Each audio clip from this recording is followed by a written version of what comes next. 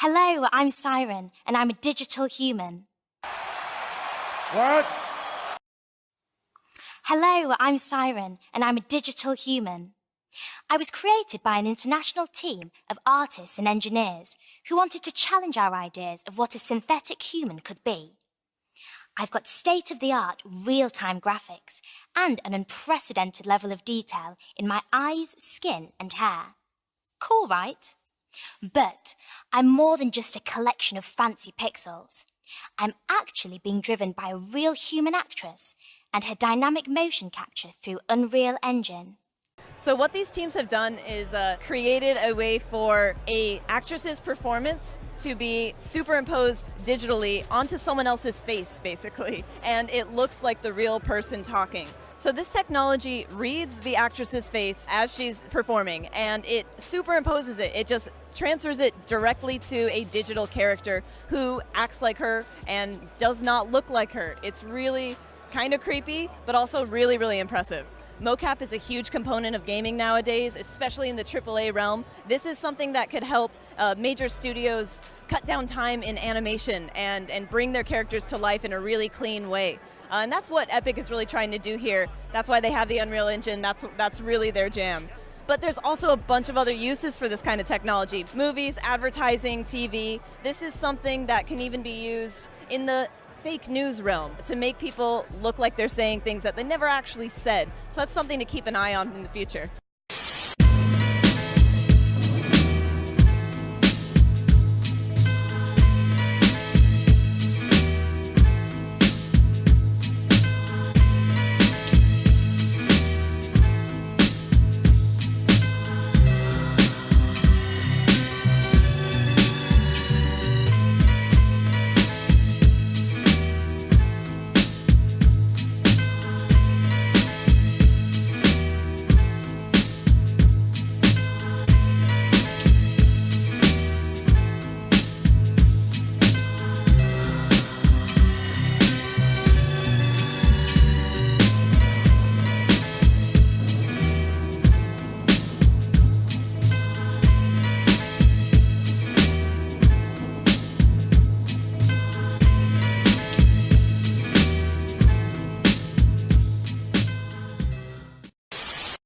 Being sold as countering propaganda. But how do you do that?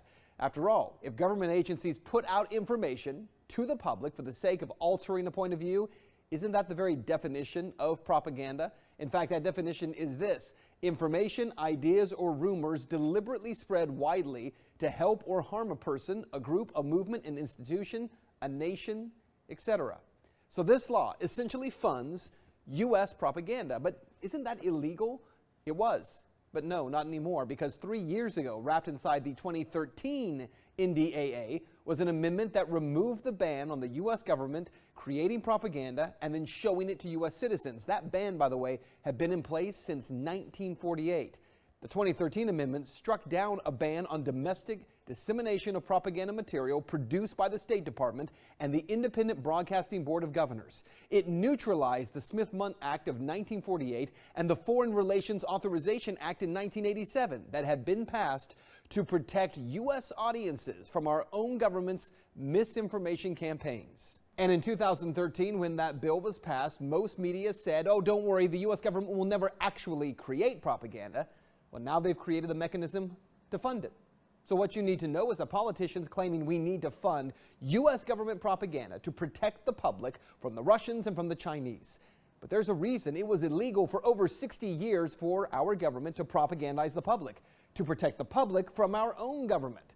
Reality check. Right now, 2 out of every 3 Americans in the latest polls say they have little to no trust in mainstream American media, because 2/3 of Americans already believe that they're not getting the truth. That number will likely only get worse with the legalized American government propaganda. So what is the solution here?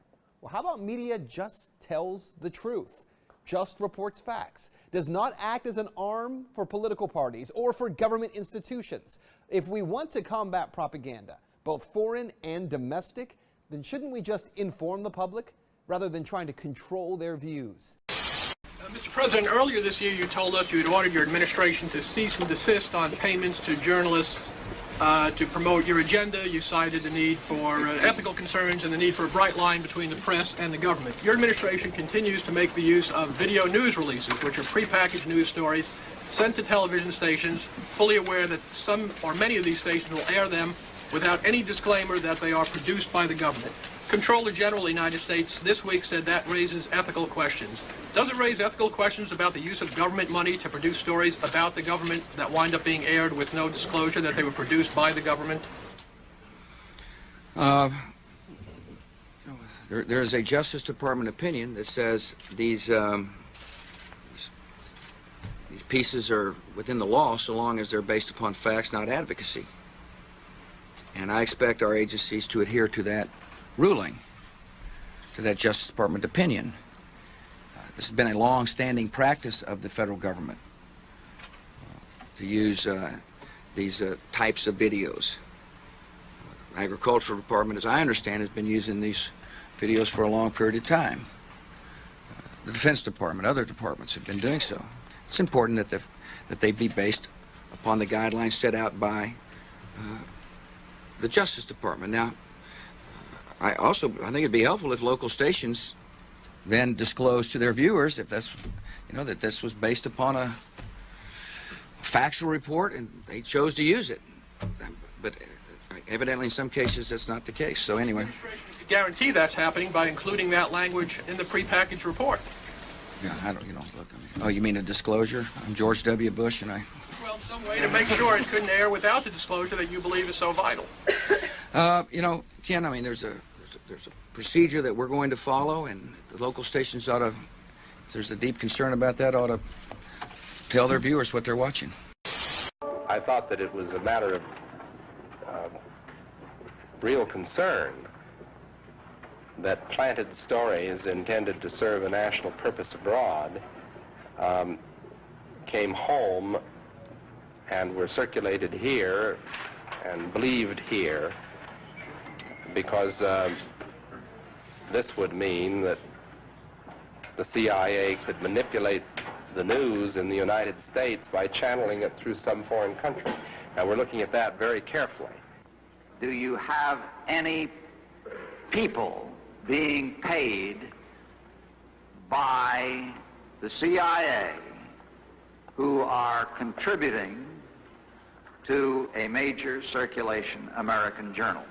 We do have people who submit pieces to American journals. Do you have any people paid by the CIA who are working for television networks? This, I think, gets into the kind of getting into the details, Mr. Chairman, that I'd like to get into in executive session. At CBS, we had been contacted by the CIA. As a matter of fact, by the time I became the head of the whole news and public affairs operation in 1954, ships had been established, and I was told about them and asked if I'd carry on with them. We have quite a lot of detailed information, and we will evaluate it, and we will include any evidence of wrongdoing or any evidence of impropriety in our final report and make recommendations. Do you have any people being paid by the CIA who are contributing to the national news services, AP and UPI? Well, again, I think we're getting into the kind of detail, Mr. Chairman, that I'd prefer to handle in executive session. Senator, do you think that you named the news organizations in your final report? That remains to be decided. I think it was entirely in order for our correspondents at that time to make use of CIA agent chiefs of station and other members of the executive staff of CIA as sources of information which were useful in their assessments of world conditions. Would you say that continues today?